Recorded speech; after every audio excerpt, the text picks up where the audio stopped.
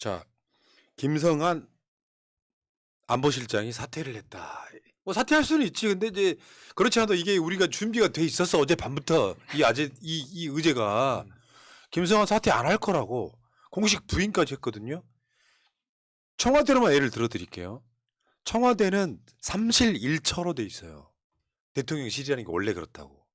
대통령의 전반적인 업무를 보자는 비서실, 그다음에 국가안보실, 정책실, 그리고 처 하나는 뭐냐면 경호처예요. 그러니까 대통령을 보좌하는 4개 축 중에 하나야. 국가안보실장 김성한이 사퇴를 했어.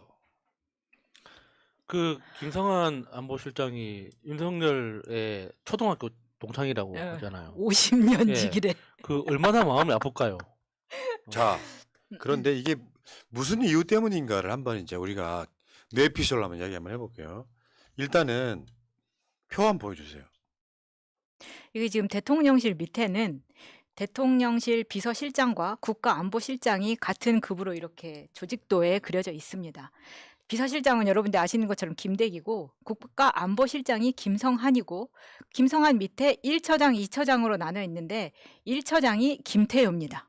그리고 김태효 밑에 외교비서관이 있는 거죠. 네. 그리고 대통령 비서실장 김대기 밑에 의전 비서관이 있는 겁니다. 지금 조직도는 이렇게 되어 있어요. 그런데 이제 최근에 미국 방미를 앞두고 이문희 외교비서관이 교체가 되고 김성한 국가안보실장 교체가 검토된다고 이야기했지만 오늘 이제 사퇴를 했죠. 그리고 이제 의전 비서관도 자진 사퇴를 한 바가 있습니다. 제가 여기서 그래서 이제 2가지 시나리오를 준비해 봤습니다. 시나리오는 뭐냐면 첫 번째로 지금 보시는 것처럼 외교 안보를 흔들고 있는 게 2가지라고 보고 있는데 하나는 지금 김태효와 김성한의 알력 싸움입니다. 그래서 김태효와 김성한의 관계를 조금만 더 들여다보면은 이제 김태효의 부인과 아버지가 궁금했어요. 김태효의 아버지는 뭐길래 도대체 아들을 이렇게 키웠을까? 제가 깜짝 놀랐습니다. 왜요? 김태효 아버지가 되게 유명한 검사인 거예요. 검사 안에서도 존경받는 검사였다는 거예요. 그래서 존경받는 검사란 무엇인가 찾아봤습니다. 부천 성고문 진실을 밝힌 김경회 검사가 김태효의 아버지인 거예요. 아, 그래요? 네. 그래서 되게 놀랐어요. 그래서 김태효 아버지가 조금 일찍 돌아가셨습니다. 간암으로 돌아가셨는데 이때 그 장례미사를 함세영 신부님 등등 신부님들이 장례미사를 주도를 하신 거예요. 그럼 그 정도면 인정받았다는 이야기잖아요. 그렇죠. 그래서 되게 이상했었거든요. 그 부천 경찰서 권인숙 성고문 사건을 밝혀내는 인천지검장으로서의 공이 있었고 그리고 박정철 군 고문치사 사건을 마무리하면서 치안본부장을 구속하기도 했던 그 사람이라는 겁니다.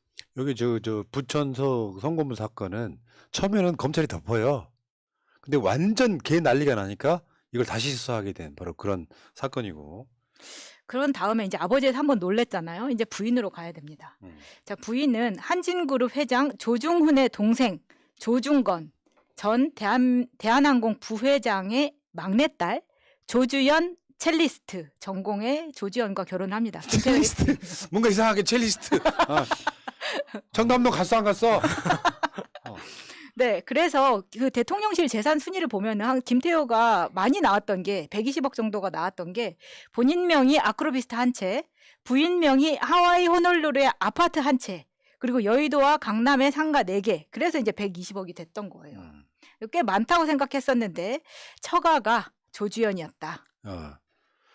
자, 그리고 김성한도 그러니까 만만치는 않아요. 근데 이제 김성한이 김태효보다 6살 정도 많은데 지금 방미 일정을 짜는데 김성한이 사실 주도를 했다고 보시면 됩니다. 그래서 한미 정상회담에 김성한의 역할이 컸기 때문에 사퇴는 이번 정상회담이 끝나고 하지 않을까 싶었는데 오늘 했다는 게 굉장히 의외고요. 이 김태효하고의 이 파워게임이 아니냐라는 측면에서 바라봤을 때 김성한의 재산은 51억 정도 됩니다. 그러니까 뭐 김태효의 반도 안 된다라고 보시면 되는 건데 김성한이 의외로 미국 라인이 있는 거예요.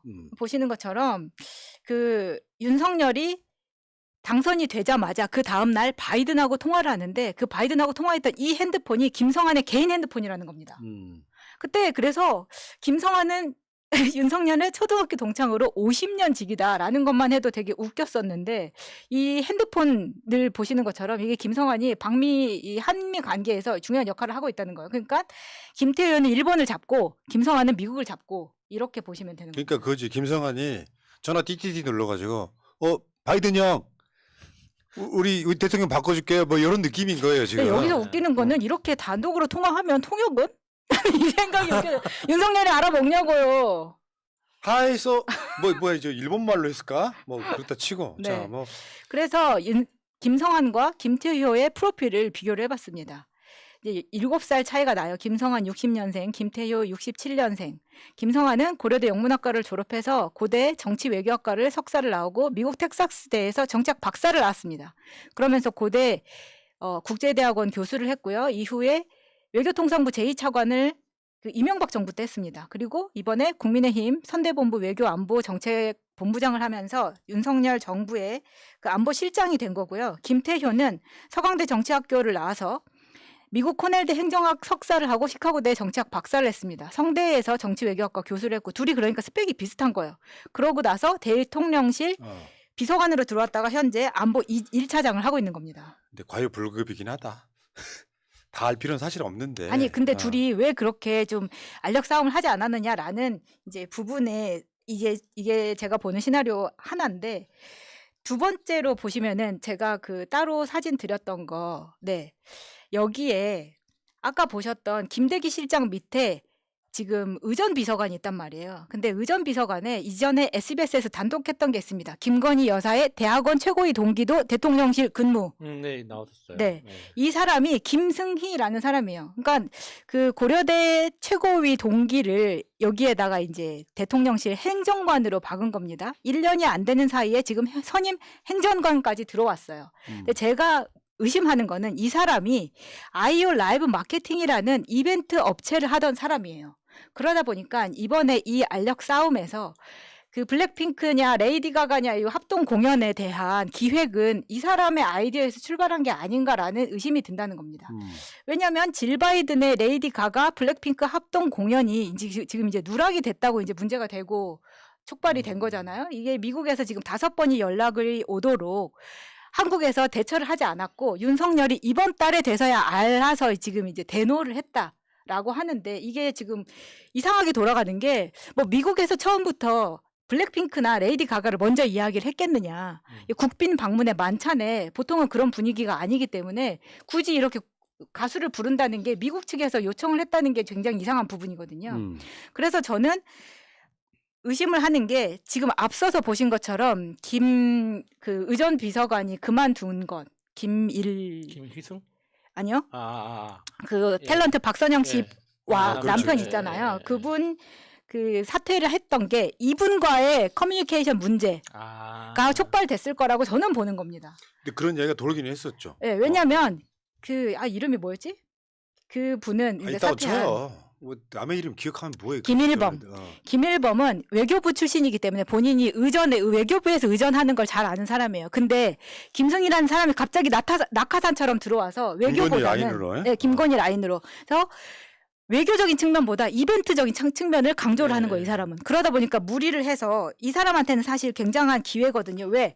나도 탁현민처럼 되고 싶은 욕망이 없겠습니까?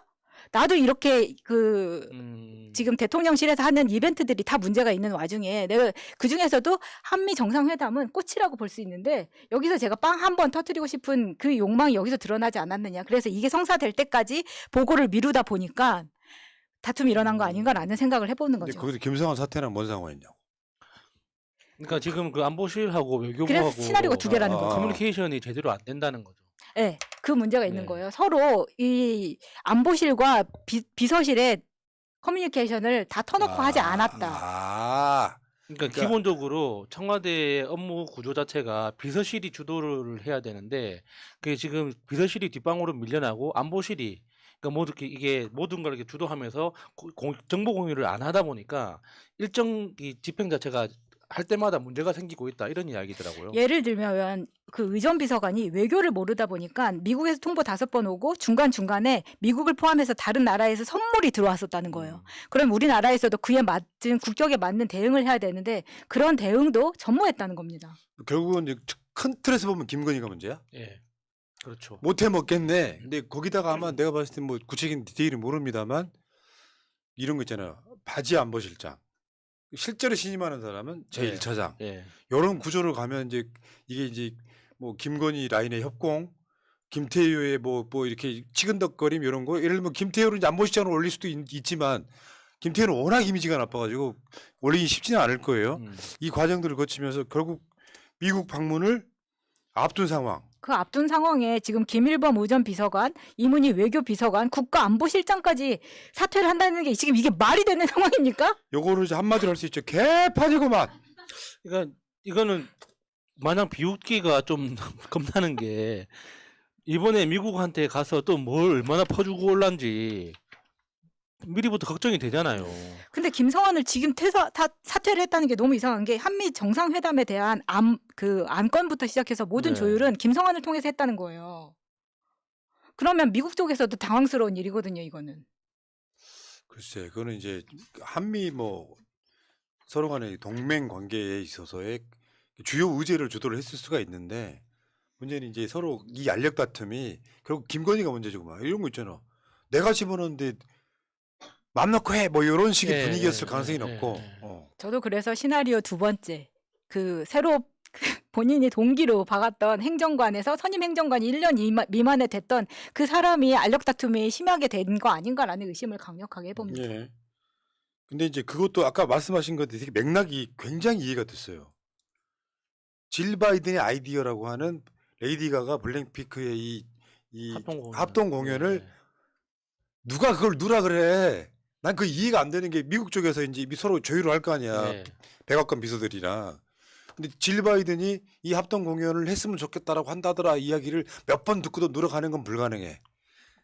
이벤트로 마사님 말씀처럼 짜잔 하려다가 그게 이제 어그러지기 시작하는.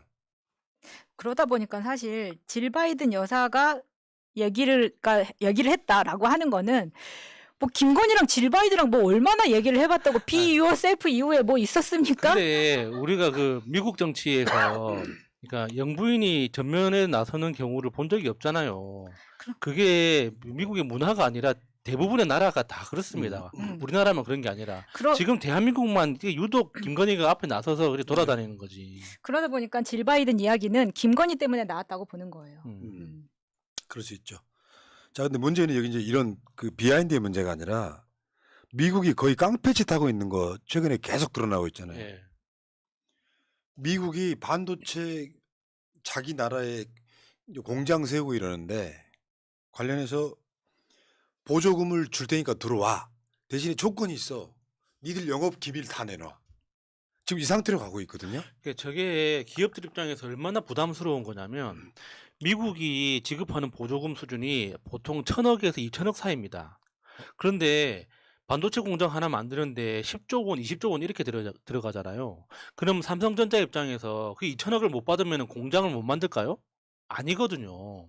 그 2,000억 안 받아도 공장 세우는 데는 아무 문제가 없어요. 근데 문제는 미국이 저 보조금을 지렛대로 해가지고 삼성전자가 가지고 있는 내부 노하우까지 싹 다 빨아먹으려고 한다는 게 문제의 핵심이죠. 아니 바보가 아닌 이상 이거를 누가 뭐 하는 사람이 있겠습니까만 윤석열이 미국의 이익만 챙겨주고 계속 저렇게 추진을 하니까 이제 울며 겨자 먹기가 될 수 있는 상황이 됐단 말이에요.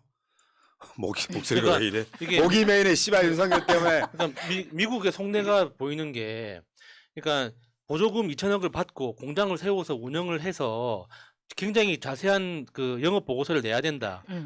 거기다가 모든 반도체 회사들의 극비 중에 극비라고 하는 반도체 수율. 그러니까 그 웨이퍼 한 장에서 반도체 몇 개를 뽑아내는지에 대한 그 정보까지 다 보고서로 내라는 거거든요. 그러면은 그 보고서를 요구하는 거에 하나 더 해서 미국 내에서 기술자 교육을 하라 이거예요. 그러니까 장기적으로는 삼성전자가 공장을 세우고 너는 나가라 이거죠. 미국이 직접 운영하겠다. 그러니까 삼성전자의 노하우를 보고서로 다 제출을 하고 기술 인력 교육까지 삼성전자가 다 해놓고 나가면 그 다음에는 우리가 먹을게. 그건 미국의 상무부 장관이 노골적으로 했던 이야기거든요. 앞으로 10년 안에 미국이 반도체 제1국이 되겠다. 노골적으로 했던 이야기거든요. 심하네 진짜. 그러니까 이게 그게 제일 심각한 게 이거라고 봐. 보조금 신청 생산 시설의 예상 현금 흐름 등 수익성 지표 공개 관련 산출 방식이 검증이 가능한 엑셀 파일로 내. 그럼 여기 이제 영향이 뭐냐면은 예상보다 수익이 높을 경우 지원금 중 일정 규모를 미국 정부에 반환해야 할 가능성. 우리가 보조금 줬으니까 네. 거기다가 지금 아까 말씀하신 기술적인 문제도 그 데이터를 다 달라는 거잖아요. 네. 결국에는 영업 기밀이 지금 노출되는 상황인데 이거를 SK나 삼성 등에서 안 할 수가 없는 상태. 지금 그러니까 전 세계에서 반도체를 가장 많이 사용하는 두 개의 나라가 미국하고 중국이잖아요. 그러니까 미국하고 중국 외에도 다른 시장이 존재하긴 하지만 미국하고 중국이 워낙 큰 두 축이기 때문에 둘 다 포기할 수가 없는 거예요. 그렇지. 그러니까 반도품 보조금 줄 테니까 영업 기회를 내놔.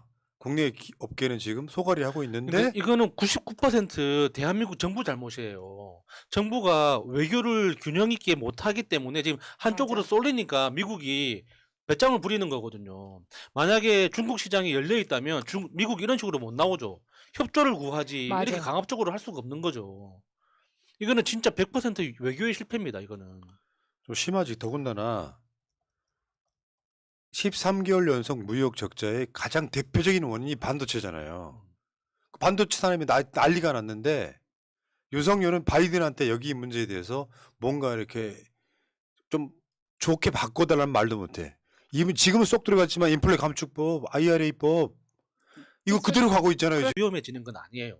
그런데 지금 미국 정부가 삼성전자나 하이닉스한테 요구하는 그 뒷배경을 분석을 해보면 앞으로 삼성전자가 필요 없도록 만들겠다는 그런 속셈이 보이거든요.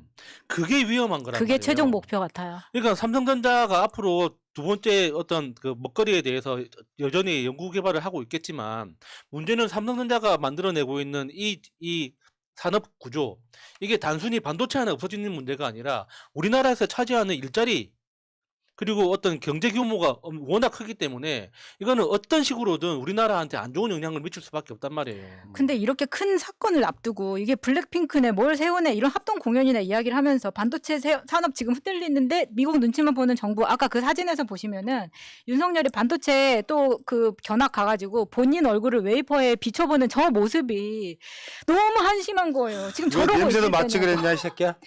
그런데 지난번에 우리가 캄보디아 정치인과 바이든 부부라고 놀려 먹었던 저 사진에서 보더라도 저때 얼마 돈 주고 몸도 주고 다 할 거 다 해놓고 지금 앞으로 한미 정상회담 일본하고 똑같네. 그러니까요. 정말 자. 답답하고 안타깝습니다. 자, 이번 김동연 경기도지사가 그 윤석열 정권이 지금 용인에다가 반도체 산업단지 만드는 거잖아요. 허벌판에 지금 거기 일본 소부장 기업 유치하겠다 그랬어. 근데 김동연 지사 같은 경우는 국내 기업이 우선이다. 이거 경기도잖아 거기가. 그게 너무 당연한 소리예요. 네. 윤석열 대통령이 하는 말은 그거죠. 한국 기업 죽이고 일본 기업 유치하겠다 이거예요. 똑같은 제품을 만들고 있는데, 그러니까 예전에 2019년도에 그 일본하고의 무역 전쟁이 촉발됐을 때 그때 문제가 됐던 게 무슨 뭐 가스 뭐 그리고 이게 화학 제품도 이런 거였잖아요. 그러니까 그런 것들을 소부장이라는 이름으로, 그러니까 소재 부품 장비라는 이름으로 문재인 정부에서 엄청 많이 투자를 해가지고 국산화 시켰단 말이에요. 그래서 국산화 시켜가지고 이제 삼성전자나 하이닉스에 납품을 할 단계에 왔어요. 근데 이제 와서 일본 기업을 다시 유치한다는 거예요. 그러면 우리나라 회사들은 다 죽으란 소리지. 최근에 그 조중동류 기사에 뭐가 있었냐면은 아직 한국이 자립은 했지만 아직 기술이 일본에 뒤진다라는 식의 보도가 나와요. 가짜. 진짜 죽이고 졸라 싶지. 빡치는 게 뭐냐면 그 일본이 생산하는 소부장들 있잖아요. 일부 장비는 일본이 뛰어난 거 있습니다. 장비들 중에는. 근데 소재하고 부품은 우리나라가 왜 안 만들었냐면 돈이 안 돼서 안 만든 거예요. 일본이 가지고 있는 독특한 그 장인 정신 있잖아요. 우리 집안에서 이 장비 하나 만들기 시작하면은 100년, 200년이고 만들어야 돼. 대를 이어가면서 만들어야 돼. 일본이 그 문화 때문에 아직 옛날 제품들을 그 돈이 안 돼도 계속 만들고 있는 것뿐이지 우리나라는 계속 기술 발전을 하면은 예전 버전을 버리잖아요. 그러니까 계속 우리나라는 장인정신을 가지고 이게 오래된 버전이지만 이거는 누군가는 쓸 거야 하면서 만드는 나라가 아니지 않습니까? 그래서 우리나라는 돈이 안 돼서 안 만들었던 거예요. 그러니까. 근데 이게 일본이 가까우니까 가져다 썼던 것 뿐이지 우리가 기술력이 없어서 안 한 게 아니란 말이에요. 윤석열이 작년에 소부장 예산 전액 삭감 문재인 정부 때 그 지우기 그러면서 용인 반도체 클러스터 그 용인 반도체 산업단지에는 일본 소부장 기업 대거 유치 이 정도 되면 일본 새끼지 한국 새끼는 아니죠. 그렇죠. 진짜 열받네. 윤석열 당신은 진정한 매국노. 여기까지 제가 다룰 게 지금 큰 의제가 2개나 더 있어가지고